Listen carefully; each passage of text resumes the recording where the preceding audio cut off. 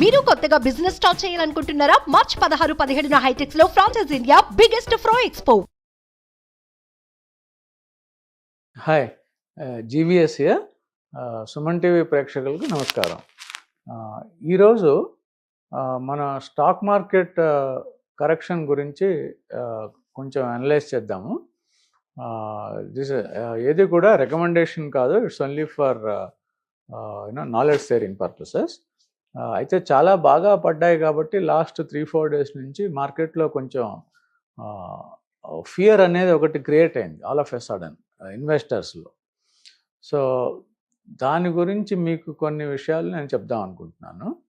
అందులో ముఖ్యంగా ఏంటంటే సిస్టమేటిక్ ఇన్వెస్ట్మెంట్ ప్లాన్లో ఉన్నవాళ్ళు ఎస్ఐపి ఫ్లోస్ ఆపాల్సిన అవసరం లేదు. అది ఎప్పటికీ కూడా ఆపకూడదు. ఎందుకంటే అది మీరు సిస్టమేటిక్గా కొంచెంగా యూనిట్స్ కొంటున్నారు కాబట్టి పడ్డప్పుడు కూడా మీ అమౌంట్ సేమ్ ఉన్నా కూడా మీకు యూనిట్స్ ఎక్కువ వస్తాయి.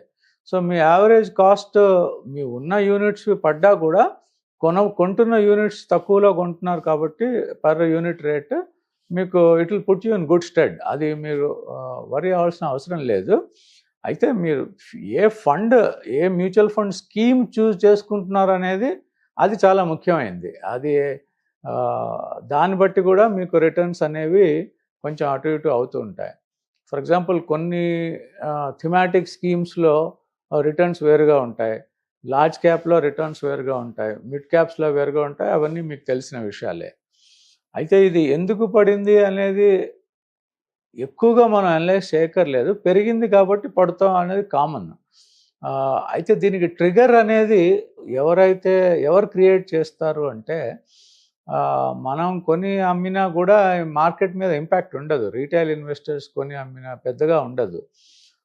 కాకపోతే ఈ మ్యూచువల్ ఫండ్ హౌసెస్ చాలా మటుకు ఫిబ్రవరిలోనే కొన్ని పిఎస్యు మ్యూచువల్ ఫండ్స్లోంచి ఎగ్జిట్ అయిపోయాయి. ఈరోజు వచ్చిన న్యూస్ అది.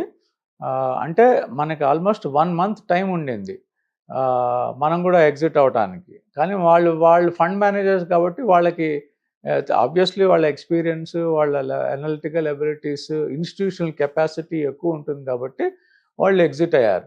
Retail investors ఇరుక్కుపోయారు.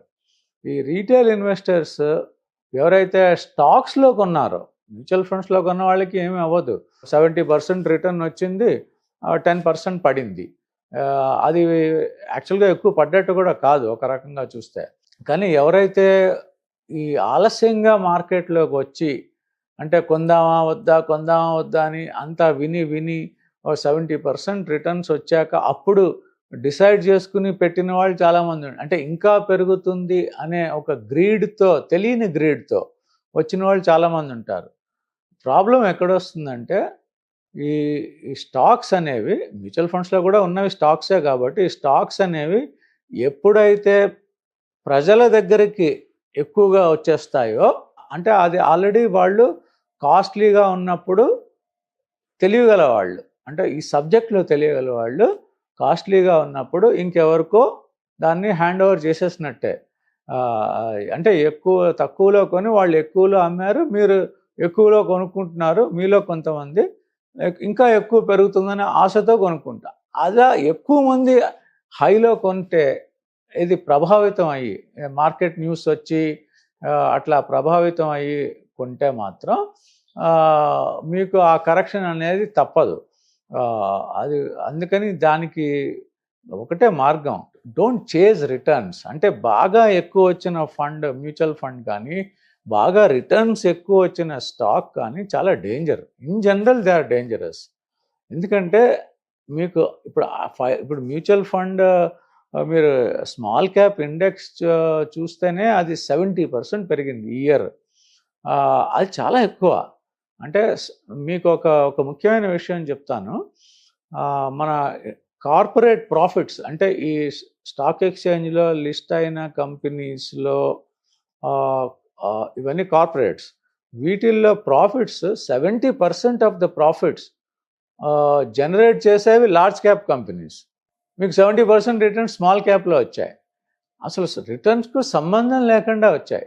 Small cap companies ఒక 7% ప్రాఫిట్స్, మొత్తం ఒక 100 కోట్లు ప్రాఫిట్ అనుకోండి ఎగ్జాంపుల్గా, అందులో 70 crores ప్రాఫిట్ లార్జ్ క్యాప్స్ ఇస్తున్నాయి, 7 crores small cap companies contribute చేస్తున్నాయి. అవి అందులో 100కి 1-2 నిజమైన రేస్ హార్సెస్ మిడ్ క్యాప్ అయ్యి లార్జ్ క్యాప్ అయ్యే అవకాశాలు ఉన్నాయి. మిగతావన్నీ హై రిస్క్.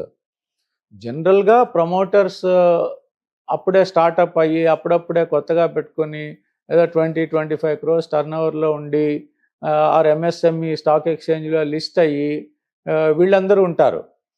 వాళ్ళకి సగం మంది కార్పొరేట్ గవర్నెన్స్ ప్రాక్టీసెస్ సరిగ్గా ఉండవు. సగం మంది దగ్గర అవగాహన ఉండదు. ఫస్ట్ ఆఫ్ ఆల్ అంటే ఆ కంప్యూటర్ సిస్టమ్స్ కానీ, ఆ కంట్రోల్స్ కానీ, ఆ బిజినెస్ విజన్ కానీ చాలా కష్టం. అది కాంపిటీషన్, వాళ్ళు ఏదో మంచి ఐడియాతో మంచి ఉద్దేశంతో వస్తారు, కాంపిటీషన్ వల్ల వాళ్ళకి గ్రోత్ ఎక్కడో ఆగిపోతూ ఉంటుంది. ఇంత బ్యాక్ డ్రాప్లో స్మాల్ క్యాప్స్ నిజంగా అన్ని ప్రాఫిట్స్ జనరేట్ చేస్తున్నాయా అంత విపరీతంగా పెరగటానికి? అంటే లేదనేది అందరికీ తెలుసు. అందరికీ అంటే కొంచెం సబ్జెక్ట్ నాలెడ్జ్ ఉన్న వాళ్ళకి, ఫండ్ మేనేజర్స్కి అందరికీ తెలుసు. అయినా ఎందుకు పెరుగుతున్నాయి అంటే అది ముఖ్యంగా మీరు అర్థం చేసుకోవాల్సింది ఏంటంటే, స్టాక్ మార్కెట్ ఎప్పుడూ కూడా హ్యూమన్ సైకాలజీ మీద ఆపరేట్ అవుతుంది. ఒక భాగం అంటే మన అందరం కలిసి బిడ్డింగ్ చేస్తూ వాటినే చేజ్ చేస్తూ పోతే డిమాండ్ సప్లై ఈక్వేషన్ వల్ల ప్రైస్ వాల్యూమ్ రిలేషన్షిప్స్ ఉంటాయి. స్టాక్ ఎక్స్చేంజ్ అనేది కూడా ఒక పవర్ఫుల్ కంప్యూటర్ సిస్టమ్. అందులో మీరు ప్రతి 1,00,000 షేర్స్కి ఇంత ప్రైస్ పెరుగుతుంది, ఇంత ప్రైస్ పడుతుంది అని ఆల్రెడీ డిసైడ్ అయి ఉంటుంది. అది ఆ వాల్యూమ్ బట్టి, మార్కెట్లో ఉన్న ఫ్లోటింగ్ స్టాక్ బట్టి అంతా. ఈ ఫ్లోటింగ్ స్టాక్ అనేది అంటే ఏంటి అంటే, ప్రమోటర్ దగ్గర ఒక 1 crore షేర్స్ ఉన్నాయనుకోండి కంపెనీ పెట్టినప్పుడు, అందులో పబ్లిక్ ఇష్యూలో ఒక 20-25% సెబీ గైడ్లైన్ ఉంది కాబట్టి 20% మినిమం రీటైల్ ఇన్వెస్టర్స్కి ఇచ్చేశాడు. 70% వరకు వాళ్ళ దగ్గరే ఉంటుంది, ప్రమోటర్ దగ్గరే ఉంటుంది. అంటే మీకు మార్కెట్లో ఆ కంపెనీ ఎంత మంచిదైనా కూడా ఆ కంపెనీలో ట్రేడింగ్ జరిగే వాల్యూమ్ చాలా తక్కువ. అంటే ఫ్లోటింగ్ స్టాక్ అంటారు.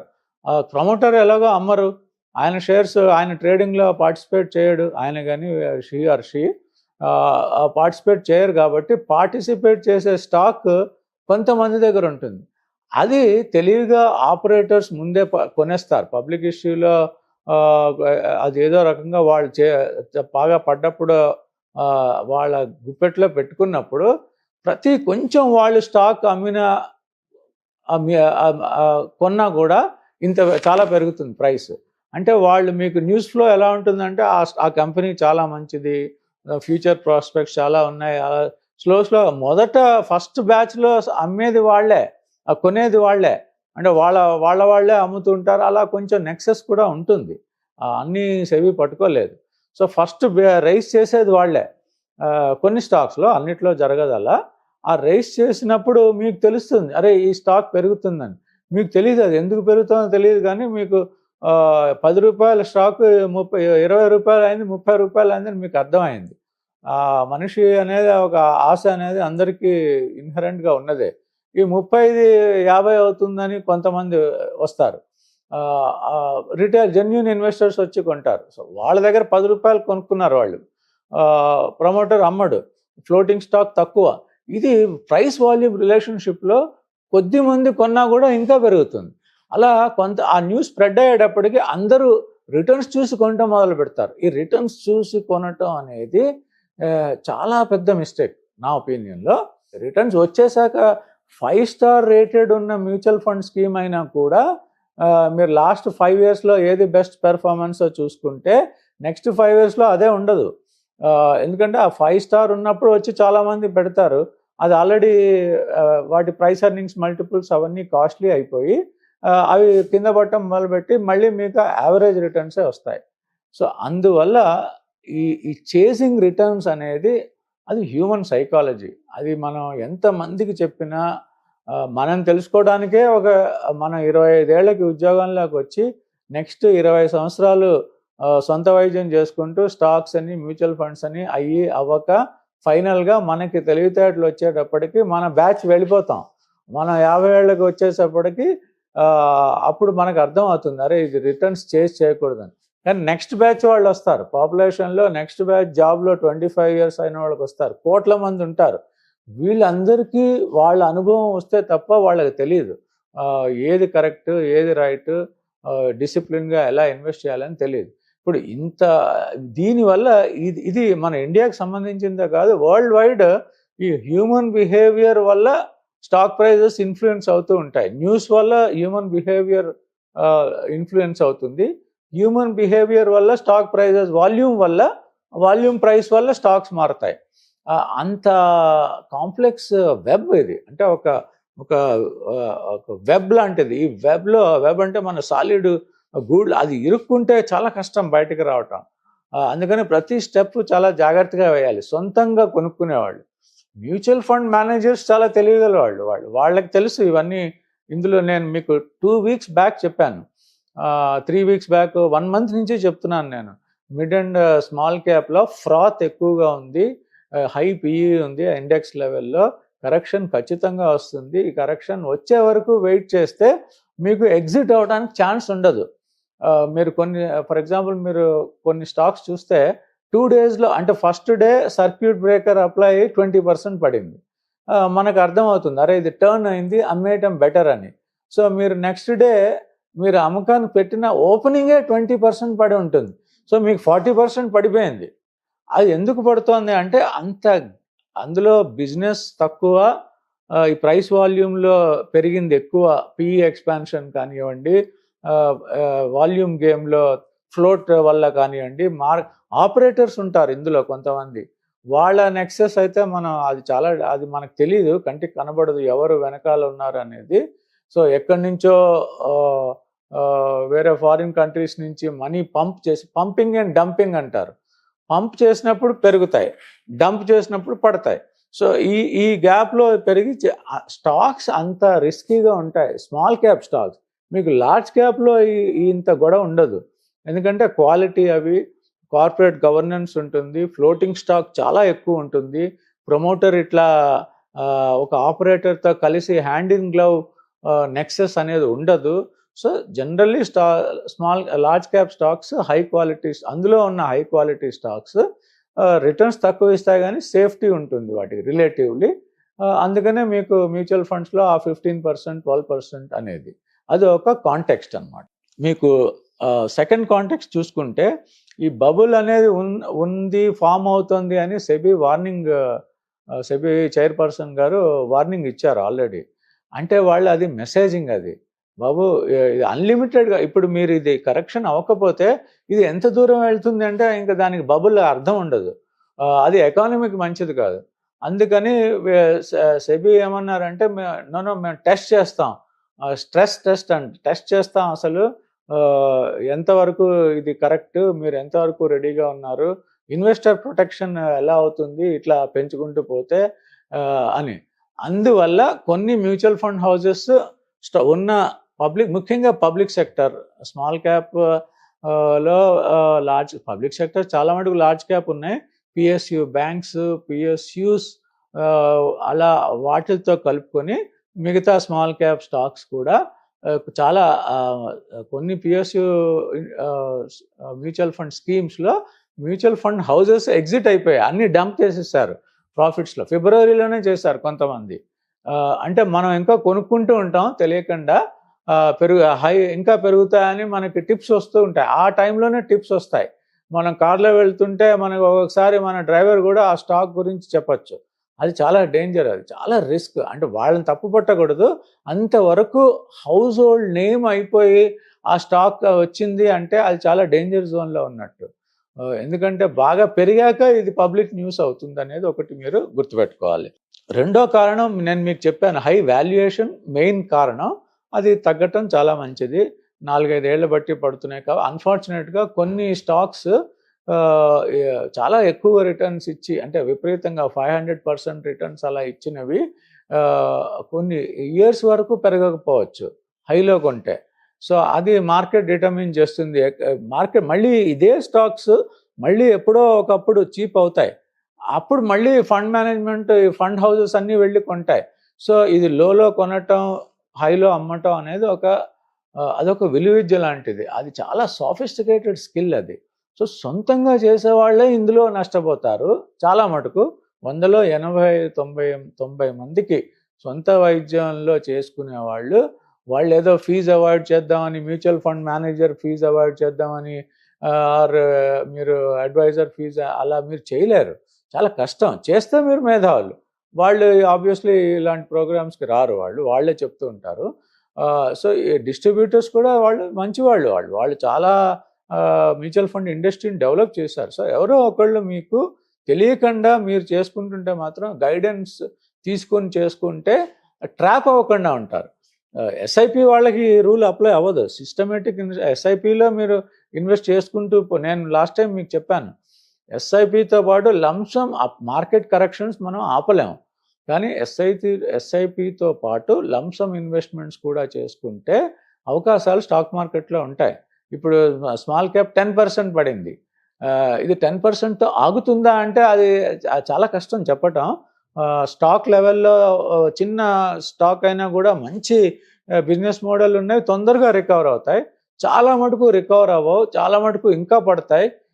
సో స్మాల్ క్యాప్ ఇండెక్సే 10% ఈజ్ నథింగ్. ఇంకా చాలా వెంటనే లీనియర్గా పెరగవు, లీనియర్గా పడవు. కాబట్టి మీకు ఫర్ ఎగ్జాంపుల్ రేపటితో ఆగిపోవచ్చు, కొంతకాలం మళ్ళీ పెరగచ్చు. ఇవి బాగా పడ్డాయని కొంతమంది వస్తే అరే 40% పడిందని కొంతమంది వచ్చి కొనటం మొదలు పెడతారు. ఎంతవరకు పడ్డాక అది వాల్యూ జోన్లోకి వెళ్తుందనేది అది ఒక ఫండ్ మేనేజ్మెంట్ స్కిల్. అది ఒక అంటే ఫైనాన్స్ చాలా అనలిటికల్ అనాలిసిస్, స్టాక్ అనాలిసిస్ చేసే వాళ్ళకి కొంత వ్యూ పాయింట్ దొరుకుతాయి.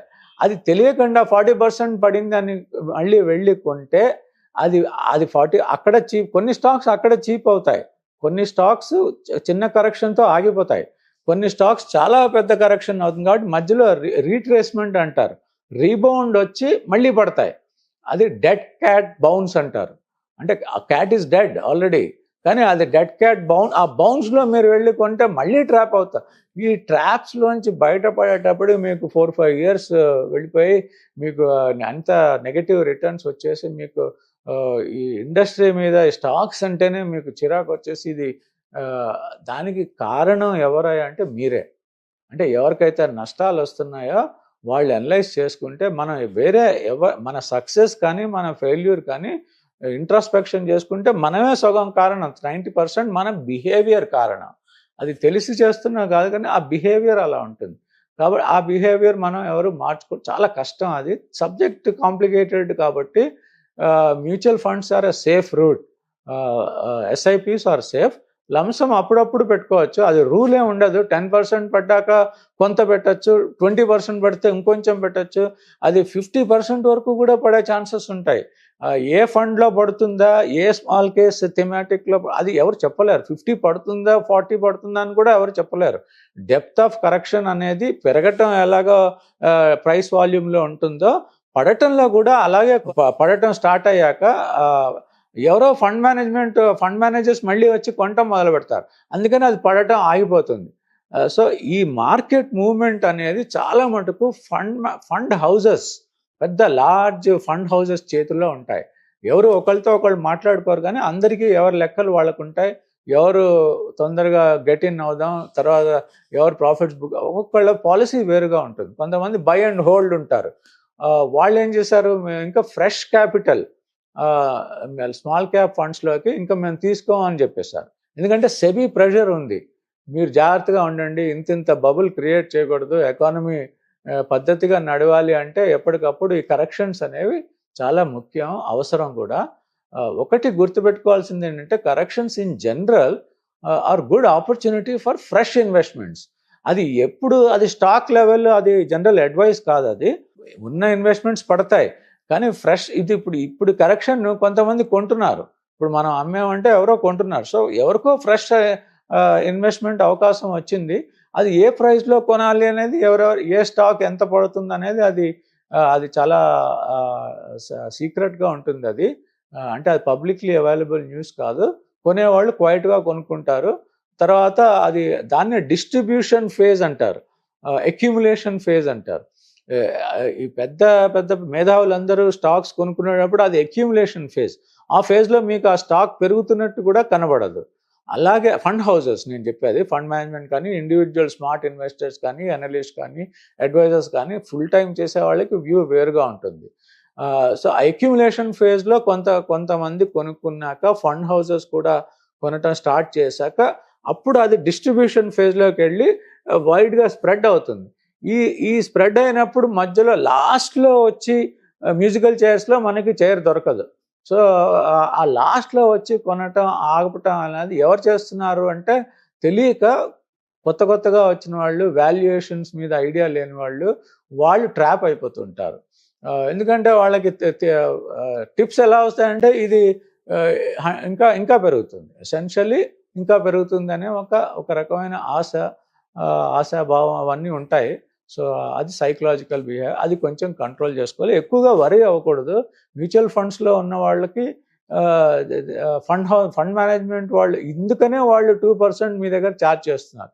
వాళ్ళకి తెలుసు కాబట్టి ఆ 2% వాళ్ళకి ఇచ్చినా కూడా నెట్ మీకు 12 to 15% వచ్చింది అంటే, బ్యాంక్ వడ్డీ మీద ఆల్మోస్ట్ డబుల్ వచ్చింది రికార్డు ఉంది. కాబట్టి మీకు ఇన్ఫ్లేషన్ మీద ఎక్సెస్ రిటర్న్స్ వస్తున్నాయి. కాబట్టి ఎక్స్పెక్టేషన్స్ తగ్గించుకోవాలి. ఈ మల్టీ బ్యాగర్స్ కావాలి 5 times ఈ స్టోరీ చాలా వైడ్ స్ప్రెడ్ అయిపోతుంది. ఎందుకంటే లాస్ట్ ఇయర్ చాలా విపరీతంగా పెరిగాయి. దానివల్ల కంగారు వచ్చి చాలామంది పెట్టేస్తుంటారు. దీనికి మీకు ఒక ముఖ్యమైన విషయం చెప్తాను. ఎందుకంటే ఈ సెషన్ కొంచెం లెంగ్తీ సెషన్, కానీ ఇది బ్రేక్ లేకుండా చెప్తే కానీ మీకు మెసేజ్ అవ్వదు. ఈ ఒక్క విషయం మీరు గుర్తుపెట్టుకోండి. ఇప్పుడు మీరు బయటికి వెళ్ళాలనుకున్నారు అనుకోండి, జనరల్గా షికారు వెళ్దాం అనుకుంటే మీరు ఏం చూస్తారు? వెదర్ చూస్తారు. వెదర్ బాగుంది, ఈరోజు మంచి చల్లగాలి వస్తుంది, లెట్ us స్టెప్ అవుట్ అనుకుంటారు. అది హ్యూమన్ బిహేవియర్. స్టాక్స్లో కూడా ఆ బిహేవియర్ మారట్లేదు. స్టాక్స్లో ఎగ్జాక్ట్గా రివర్స్ ఉండాలి. వెదర్ చాలా బాగుంది అంటే, మార్కెట్ చాలా పెరుగుతోంది, మార్కెట్ బుల్ రన్లో ఉంది అంటే అది ట్రేడింగ్ బెట్, అది ఇన్వెస్టింగ్ బెట్ కాదు. అంటే మీకు ఆ లాస్ట్ లెగ్లో ఉన్నప్పుడే మీకు అంత వెదర్ బాగున్నట్టు కనిపిస్తాయి స్టాక్ మార్కెట్లో వెదర్ చాలా బాగుంది అంటే అవి పెరిగిపోయాయని అర్థం. ఏవి ఎంత పెరిగాయి అనేది ఆ లెక్కలు వేరు, అవి ఓన్లీ అనలైజ్ చేసే వాళ్ళకి తెలుస్తాయి. సో మీరు ఎప్పుడు బయటికి వెళ్ళాలి అంటే, జనరల్లీ కాంట్రేరియన్ థియరీ అంటారు దీన్ని. బయట తుఫాన్ వస్తుంది, సునామీ లాగా ఇప్పుడంటే ఇది 10% ఈజ్ నథింగ్. మీకు 2020 కోవిడ్లో అది సునామీ, అది చాలా బ్లడ్ బాత్ క్రియేట్ చేసింది. అలాగే 2009 క్రాష్, మార్కెట్ క్రాష్ అనేది బ్లడ్ బాత్. కానీ అది తుఫాన్ టైమ్స్. ఇంత కరెక్షన్ టైంలో మీకు స్టాక్స్లో కానీ మ్యూచువల్ ఫండ్స్లో కానీ అవకాశాలు అంటే తక్కువలో ఎంటర్ అయ్యే అవకాశాలు చాలా ఎక్కువ ఉంటాయి. కానీ అప్పుడు యూఆర్ ఎన్గల్ఫ్ బై ఫియర్. ఈ భయం అనేది, ఈ గ్రీడ్ అనేది, ఈ రెండు ఫియర్ అండ్ గ్రీడ్ వల్ల మనం అవకాశాలు పోగొట్టుకోవటం అనేది ఫియర్ వల్ల జరుగుతుంది. ఇంకా పడుతుందనే భయం, జీరో అయిపోతాయని భయం. ఇవన్నీ మీకు న్యూస్ రిపోర్ట్స్ ద్వారా, టీవీ ద్వారా, మీకు ఛానల్స్ ద్వారా వస్తూనే ఉంటాయి. ఇది భయం వల్ల కొనరు, గ్రీడ్ వల్ల కొంటారు. ఈ గ్రీడ్లో అమ్మాల్సిన టైంలో కొని, మీరు కొనాల్సిన టైంలో కొనక, సో ఇంత కాంప్లెక్స్ ఫీల్డ్ కాబట్టి మీరు ఎన్ని సంవత్సరాలు తెలుసుకున్నా ఇంకా తెలియని విషయాలు చాలా బయటపడుతూ ఉంటాయి. రీసెర్చ్ అనేది అంత కాంప్లికేటెడ్ సబ్జెక్ట్ స్టాక్ మార్కెట్ అనేది. అందుకని మ్యూచువల్ ఫండ్స్ కానీ, యాక్సెస్ టు అడ్వైజర్స్ అంటే ఇండివిజువల్గా చేసుకుని నష్టపోతున్న వాళ్ళు మిగతా ఆపర్చునిటీస్ కూడా ఎవాల్యుయేట్ చేసుకోవాలి. చేతులు కాలేక ఆకులు పట్టుకున్నట్టు అవ్వకుండా, మన కెపాసిటీ ఉందా, మనకి టైం ఉందా, ఫుల్ టైం జాబ్ ఇది, ఇంత అనే వాళ్ళు మాత్రమే సెల్ఫ్ మేనేజ్ చేసుకోవాలి. స్మార్ట్ ఇన్వెస్టర్స్ ప్రతి 1,000,000 మందిలో ఒకళ్ళు వస్తారు. వాళ్ళు టీవీలో వచ్చి నాకు 5 లక్షల నుంచి 600 కోట్లు అయ్యాయని మీకు చెప్తూ ఉంటారు. అది అందరికీ సాధ్యమయ్యే పని కాదు. అది అంతంత రేటు. కొంతమంది పోగొట్టుకుంటేనే కొంతమందికి అంత డబ్బు వస్తుంది. మన లక్ష్యం డబ్బు పోగొట్టుకోకుండా క్యాపిటల్ ప్రొటెక్ట్ చేసుకుంటూ 12, 15, 20, 18, 20% యావరేజ్ రిటర్న్స్ వచ్చాయంటే అద్భుతంగా వెల్త్ క్రియేట్ అవుతున్నట్టు. ఒక 20-30 ఇయర్స్ స్పాన్లో. అందుకని ఎక్స్పెక్టేషన్స్ తగ్గించుకోవాలి రిటర్న్స్ మీద. ఇప్పుడు వచ్చిన వాళ్ళ ఎంతమందికి పోయాయో మనకి మార్కెట్లో న్యూస్ రాదు. వచ్చిన వాడే ఫ్రెండ్ వచ్చి చెప్తాడు నాకు 5 బ్యాగర్ వచ్చిందని, కానీ ఎవరు చెప్పరు. సో ఇవి మీరు కొన్ని దృష్టిలో పెట్టుకోవాలి. ఈ ఫియర్ అండ్ గ్రీడ్ ఒకటి అవాయిడ్ చేయటం. ఈ ఫియర్ గ్రీడ్ నేను మీకు ఎన్విరాన్మెంట్స్ చెప్పాను. అట్లాగే మీరు రిటర్న్స్ ఎప్పుడు లెసన్స్ లెర్న్డ్ అనేది ఒకటి సమ్మరైజ్ చేస్తాను. Avoid fear and greed. అది ఫియర్ ఉండకూడదు, ఎక్సెసివ్ ఫియర్ ఉండకూడదు, ఎక్సెసివ్ గ్రీడ్ ఉండకూడదు. అది చాలా బ్యాలెన్స్డ్ మైండ్గా ఇది ఒక లాంగ్ టర్మ్ వ్యూలో ఓకే ఫైన్ 70% ఇచ్చినవి 10% పడితే మనకి 70 వచ్చి ఉండదు, 30% వచ్చింది పోర్ట్ఫోలియో 20 అవుతుంది, 20ది 15 అయినా it's okay. That is the average return. కాబట్టి మనం ఒక స్థిత ప్రజ్ఞత అంటారు, అది పాటించి నిజంగా మనకి మీ రిస్క్ ప్రొఫైల్ బట్టి మీకు ఓకే ఫైన్ లంసమ్ ఇన్వెస్ట్మెంట్స్కి మీరు మ్యూచువల్ ఫండ్స్ మేనేజర్ వచ్చి చెప్పడు ఇది లంసమ్ ఇన్వెస్ట్మెంట్ ఇప్పుడు పెట్టండి అని ఎవరు చెప్పరు. వాళ్ళు ఆల్రెడీ ఇన్వెస్ట్మెంట్స్ ఆపేశారు మేము తీసుకోమని. అందుకనే మీరు డైరెక్ట్ మోడ్లో ఇవన్నీ ఈటీఎఫ్ రూపంలో ట్రేడ్ అవుతాయి కాబట్టి డైరెక్ట్ మోడ్లో మీరు ఈ సేమ్ మ్యూచువల్ ఫండ్ స్కీమ్ని కొనుక్కునే కెపాసిటీ మీరు డెవలప్ చేసుకోవాలి. అప్పుడు మీరు 10% పడింది ఓకే నేను లంసమ్ కొంచెం యాడ్ చేసుకుంటాను యూనిట్స్ ఎక్కువ వస్తాయి అని మీకు అనిపిస్తే ఫండ్ మేనేజ్మెంట్ వాళ్ళు క్లోజ్ చేసేసినా కూడా మార్కెట్లో ట్రేడ్ అవుతున్నాయి కాబట్టి మీరు కొనుక్కోవచ్చు. అది ఈటీఎఫ్ ఫామ్లో దొరుకుతాయి. అవి ఏవి దొరుకుతాయి అనేది అవి వేరే సబ్జెక్ట్ స్కీమ్ బట్టి. సో మీరు డైరెక్ట్ మోడ్లో అంటే మీ అంతటా మీరు అదే మ్యూచువల్ ఫండ్ స్కీమ్లో అడిషనల్ మనీ పెట్టదలుచుకుంటే, ఇప్పుడు నేను పెట్టమని చెప్పట్లేదు, అది మీ రిస్క్ ప్రొఫైల్ బట్టి మీరు చేసుకోవాల్సిన విషయం అది. అలా మీరు ఆ స్కిల్ అట్లీస్ట్ కంప్యూటర్లోకి లాగిన్ అయ్యి మన స్కీమ్ ఎట్లా ఐడెంటిఫై చేయాలని చూసుకుని అది డైరెక్ట్ ప్లాన్లో మీరు నెల 10,000 పెట్టేది ఓకే ఈసారి 10% పడింది కాబట్టి ఇంకో 25,000 పెడదాం ఆర్ వాట్ ఎవర్, ఆర్ 20% పడే మీరు రూల్స్ సెట్ చేసుకోవాలి.